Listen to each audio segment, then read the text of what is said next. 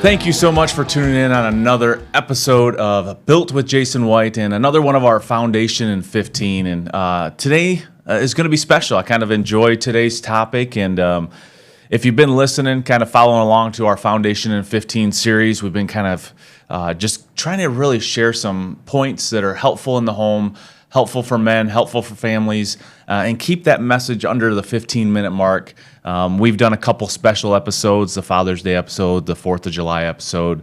But today we're going to get back into kind of the meat and potatoes of the family, and we're gonna talk about how a man leads in his home. So this one's a little bit for the men, but if you're one of the ladies out there listening, I think this will be very informative and kind of understanding maybe a little bit about how men think and what we're trying to do so that as a wonderful wife or a significant other that you can help us along the way. So men, I just want to give you two words that I think could completely change the way you lead your home. And they're not complicated. They really aren't. You don't need a theology degree. You don't need a leadership book for this. And you don't really need to have anything figured out. The words are let us, or let's turn it into a let's. And we're going to talk a little bit about that word in depth. And just think about the difference when you say something like you need to pray more versus let's pray together, right? So, or you guys need to get off your phone versus let's put our phones away tonight. Or you need to go to church versus let's go to church together on Sunday. One sounds like instruction, where the other one sounds like leadership, and that's really what we're going to talk about. So I got 3 points today we're going to talk about, and we'll get a little bit more depth into that word, or those two words, I should say. So point number one is leadership is not control, and for many, many years, because I think somewhere along the way, biblical leadership has sometimes been confused with being the boss, for the husband to be the ruler over the wife or the family. And I think that Jesus gave us a completely different model than that. Mark 10:45 tells us that for even the Son of Man did not come to be served, but to serve. So Jesus led through service. He washed feet. He washed the disciples' feet, and I've talked about this on the stage before. But he showed compassion. He sacrificed, and he went first. And I think that was important. Men, when you're leading your home, it doesn't mean walking around just saying, I'm the head of this house. I control things. And sometimes I think that the worldly view or the world seeps into our homes, and sometimes we can come off that way. But if you have to constantly remind, everyone that you're the leader, you may need to kind of just look at how you're leading the home, because I think leadership is really driven by people wanting to follow you. I think of a workplace, and if you look back at maybe your favorite boss or supervisor or whatever, you probably knew the difference between someone that was a true leader and someone that used their position of authority just to boss you around. One you wanted to follow, and they probably led with their actions, and the other one you probably did not, I would say, get along with very well, and you didn't like because they weren't willing to get into the grind with you. They just wanted to tell you what to do. So leadership in the home just isn't about getting the family to serve you. It's asking God how you can serve them.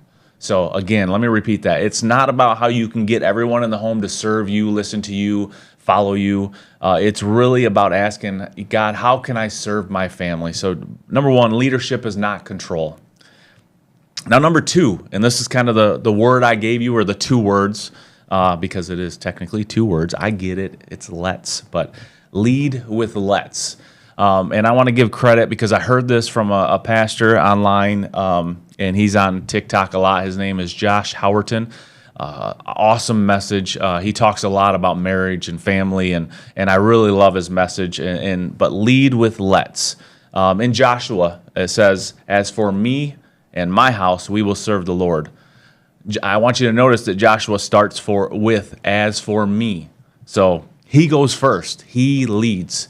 And so some of us have very strong wives. And that's great. For one, I do. I have a very strong wife, and I think wives are built to lead the home, in a sense, or let me say to really run the home, because they are absolutely, and I think a lot of you men out there would agree that your wives are just great at they're really good at doing a lot of things that us men can't do. They have a great relationship with children that men technically or typically don't have, and it's the way they're wired. It's the way God made them. They're built for that. Men tend to be the more disciplinarian in the relationship, but that doesn't mean that you can't be a leader still in that situation. It's okay for wives to have that, because that's what you guys are in this together. You are one, and you are both leaders. And there's something that you can do, I believe, that you can lead that entire family without basically denigrating or taking away from what your wives or what the women are doing in the home. And I think that, so we have to stop letting our wives create the spiritual culture in our home.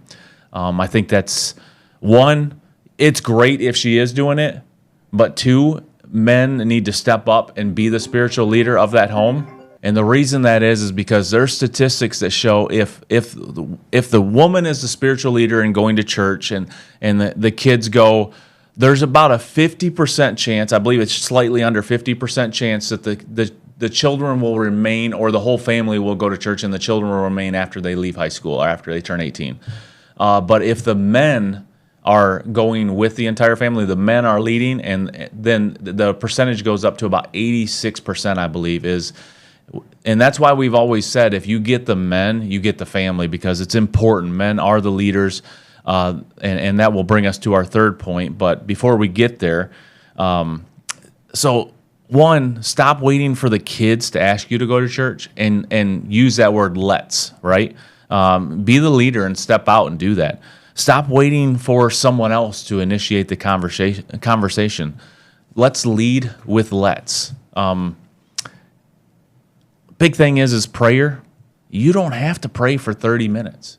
I think people get very intimidated when you think about prayer. And actually, we had David Scott on here the other day, and he talked about it. He said the first time that he was asked to pray, in front of others, he was completely just mortified because he had no idea what to do. And then Elena was on the podcast last week. If you saw that, she gave a very great outline of how to pray with the word joy. So Jesus, others, and yourself. But start with just, hey, before we go to bed, let's pray. And it could be a 30-second prayer. It could be a 1-minute prayer. It doesn't matter. Hold your wife's hand, pray over your children, and you go first. So another one, let's sit at the table tonight for dinner. Maybe it's one night a week. It's family dinner time. So tonight, let's eat together. No phones, no TV, just conversation. Try it. I know that we, over the last probably 4 years or so, we implemented every Tuesday night was our family dinner night. And we would sit down and we would sit there, and I'd say no phones at the table, and we would eat dinner together as a family. Now I have a kid that's moved out. I have a 21-year-old. So that's shifted a little bit. I get it. But if you're in that situation, make it one time a week. Sit at the table, have dinner together, because that's where you're going to have that opportunity to have some conversations with your kids about what's going on in their lives that you won't get any other time. There's too many distractions in this world. There's too many things that are pulling for our time and our attention, our phones, the TV, work, whatever it is. But those 30 minutes, those 45 minutes, whatever it is, as you're sitting at the table, I guarantee your kids will remember that for the rest of their lives. And you will appreciate it later on in life. So another one, let's go to church. So don't wake up Sunday morning and ask, does everyone feel like going to church? No. Get it. Saturday night, whatever it is, let's go to church tomorrow morning. Let's go to church together tomorrow morning. It's not about legalism. It's not about just, trying to control the family. You're intentionally building a spiritual foundation for your home. So the spiritual temperature of your home will often follow the person willing to go first. And I think that's the most important part. As we've talked about in the past, bosses and stuff, if you think about work, typically that work environment, you can tell a lot about work environment or about the boss by the work environment.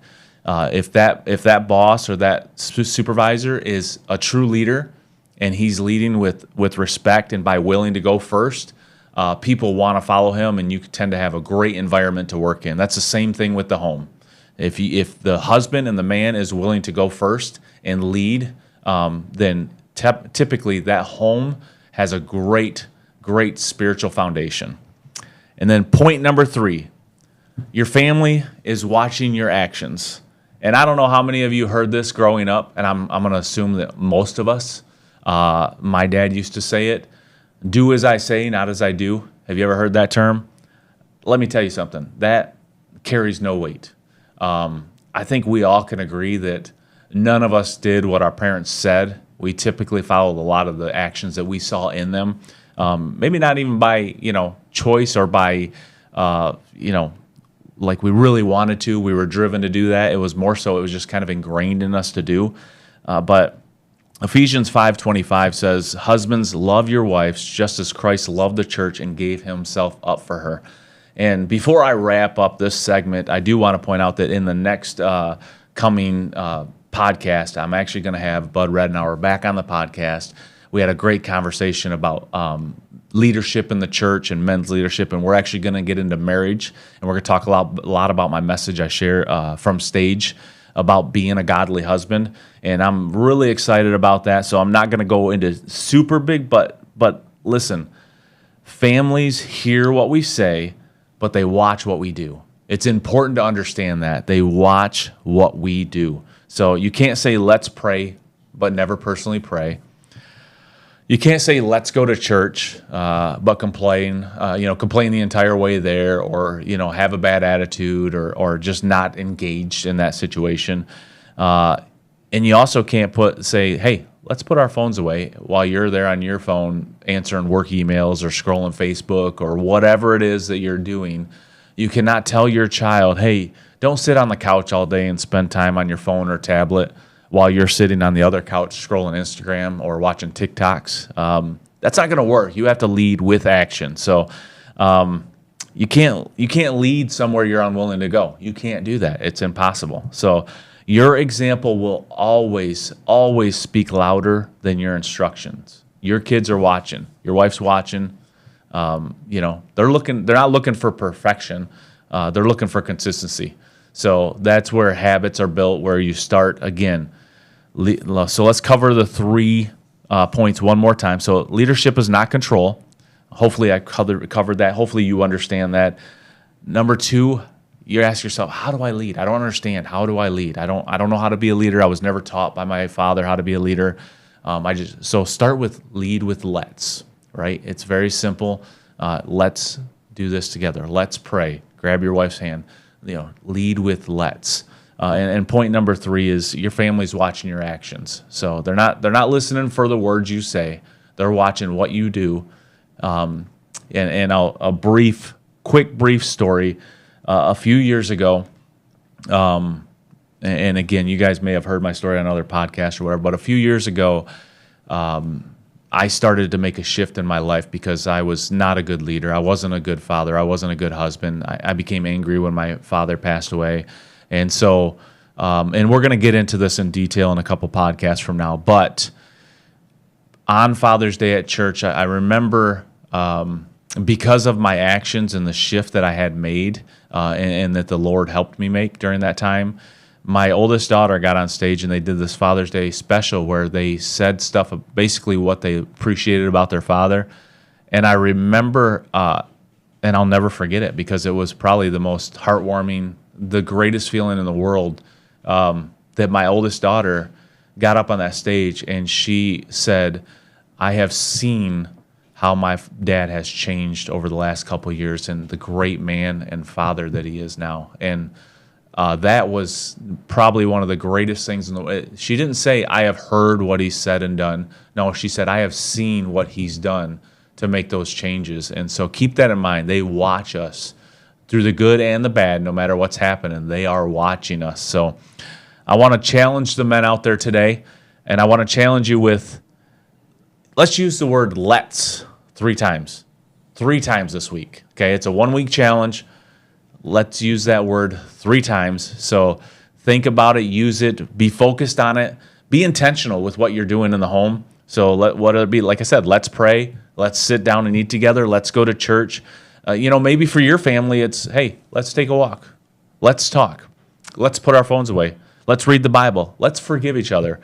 Just pick 3 and go first. Be the men. So yeah, just what areas in your home are you waiting for someone else to lead? And just jump on those and lead with let's.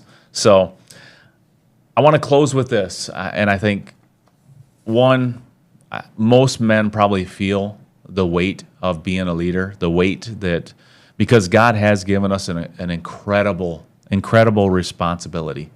And that responsibility is not to control our homes. It's not to dominate our families, but to love, to serve, to protect, to sacrifice, and to lead. And I want to encourage you, you don't need all the answers. You don't need to be perfect. Lord knows none of us are perfect. You don't need to be the perfect husband, the perfect father. You just need to be willing to go first and lead with let's. So your family doesn't need you standing behind them telling you where to go. They need you walking in front of them, inviting them to come with you and lead with let's. So until next time, I pray for you. I want you to be a leader in your home. And just remember, you were built for this.